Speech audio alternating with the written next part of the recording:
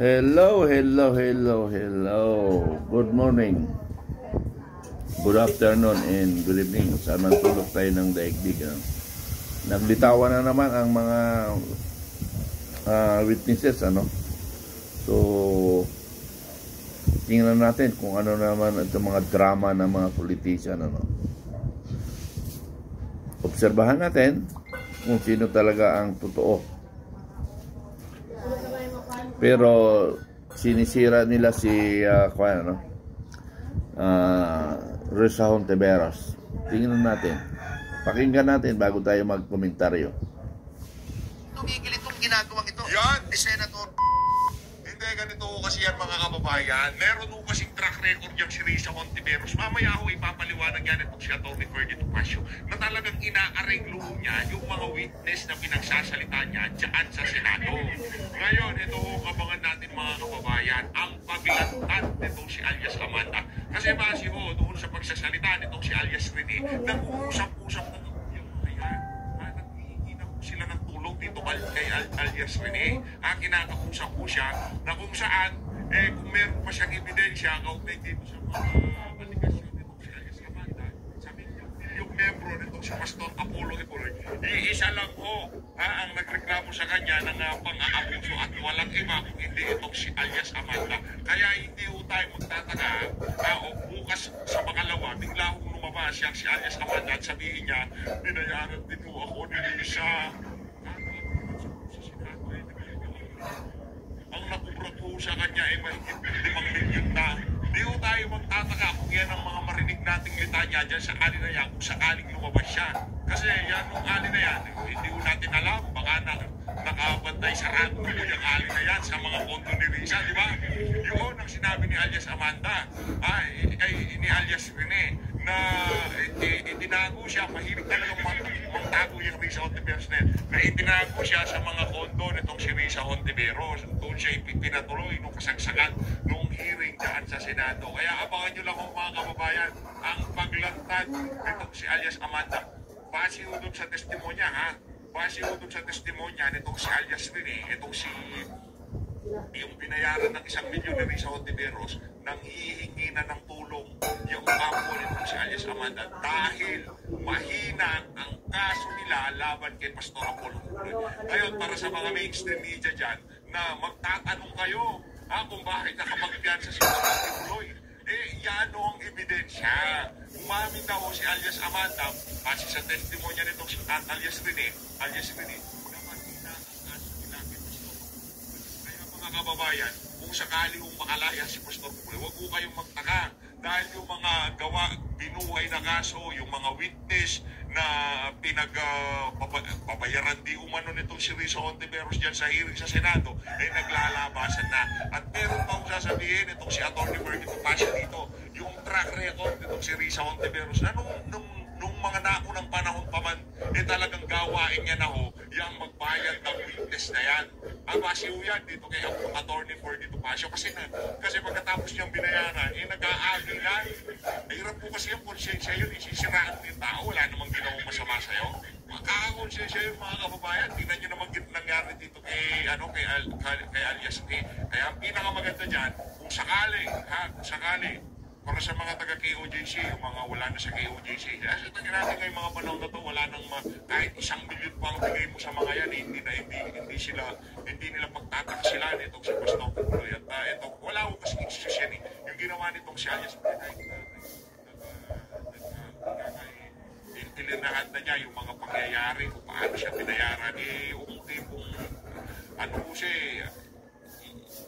Impact na ginawa mo yun sa isang tao na pinakitahan ka hindi ka tanggap-tanggap yan. Kahit na nag-viral ka, binawi mo lahat ng sinabi mo. Merong mali sa'yo, Brad. Dapat, in the first place. Hey everyone. Welcome back to the channel. Okay. Chervana Model Z.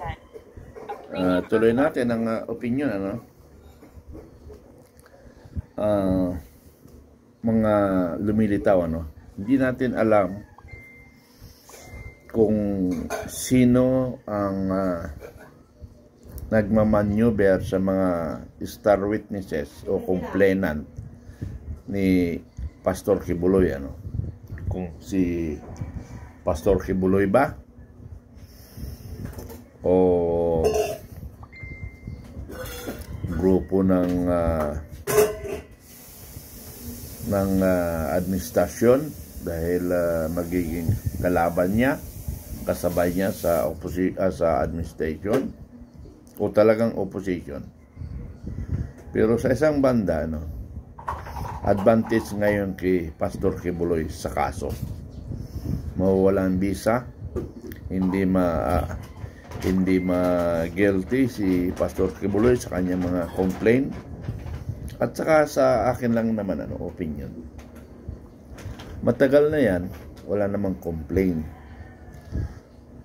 Dahil ang sabi nga ni Pastor Kibuloy, pinag-agawan siya because may pera siya. Which is totoo naman eh. At saka sino ang mga religious leaders kasama ng mga kaparian? Kasama ng kaparian, sino ba ang malinis? Yan ang tanong ko sa mga religious leaders. So, ang kung kasi dyan, mga personal yan eh. Kung mayroong reklamo, talagang action natin. Pero kung wala naman reklamo, that is a personal decision. Kanya-kanya tayo eh. Basta wala lang na agrabyado, wala na sasaktan, walang naapi. Yan lang naman eh. So, mga naniniwala sa katotohanan, magkaisa tayo. Magtulong-tulong tayo. Ang Filipino Guerrilla Forces, hindi pampolitika kami, Hindi kami pampolitika ang Filipino Guerrilla Force. Ang sa amin lang yung katotohanan, yung totoo lang. Sino ang tama, doon tayo. Pero lalo natin ang talaga punteriya is corruption. At para sa akin, communism rin. Kasi para sa akin, isang sagabal yung communism sa development. Normally, ang corruption, isa talaga. Kasi nga, instead na may mga project tayo, economic development, mawawala because binubultay. Yan yung FGF, Filipino Guerrilla Forces, na magtulungan tayo, magkaisa. Katulad ngayon, pinagtutulungan natin ang COMELEC. Dahil talaga yung COMELEC, ewan ko ba? Hindi ko maintindihan ang COMELEC. Wala, ang kapal talaga ng mukha ng COMELEC. Diyan nagsimula sa totoo lang dito nagsisimula ang kalukuhan sa COMELEC. Kaya dapat ayusin na ang COMELEC. Magkakaroon na tayo ng school for politician. Ang titingnan doon ng school for politician, yung ang importante dito yung mga psychologists. Mabasa nila na itong tao na ito ay walang gagawing matino sa gobyerno. Itong taong ito ay nakikita na corrupt. So yan ang pinakamahalaga, yung magtatrabaho ba ng tapat at hindi magkukurap. Makikita ng psychologist yan eh. Ma-analyze nila. So yun ang dapat hindi ipapasa. Ang problema nga lang, yun din pala nakita kong problema. Para katulad sa COA. Ang COA ay nag-iimbestiga, nagtitingin ng korupsyon. Pero ang problema ng COA, isa rin problema. Nako, Diyos ko nga pala, Saan tayo ngayon tatakbo? Noon na tayo tatakbuhan, COA, kailangan i-COA rin. Yung sinasabi ko magtayo ng school for corruption, for politician. Ang problema rin, baka makorrupt rin yung school na yan. Katulad sa korte, nakukurap. Supreme Court. Pero kahit pa paano ang Supreme Court, gumagana pa rin. Kaya lang, mayroon pa rin tayong pagdududa eh. So, yun ang problema natin. Kaya nga sabi ko, walang hiyaan na lang ng salita. Baka tablan tayong lahat. Bakit lahat? Kasi lahat tayo makialam. Kung wala kang ginagawa, makialam ka. Kung magnanakaw ka, hiyain natin. Ganun na lang ang solusyon. Kasi nga, mabagal or nakukurap rin ang ating korte. Wala na nga tayo matakbuhan eh. So tayong taong bayan, magsalita tayo ng garapalan. Pati pamilya, damay. Malay mo, pag nadamay ang pamilya mismo magsasalita. Ha? So ganun lang ang ating panawagan. Makialam tayong lahat. Magsalita tayo. Ipahiya natin kung kinakailan pahiya. Yun na ang solusyon eh. Korte, siyam-siyam. Magreklamo ko sa Comelec. Matapos ang term, wala pang sentensya.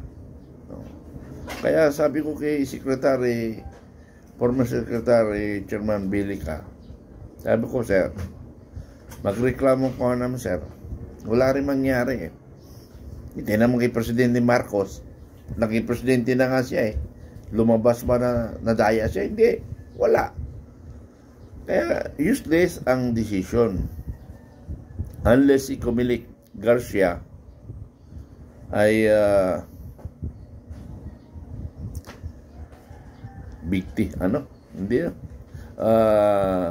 ibitin patiwarik.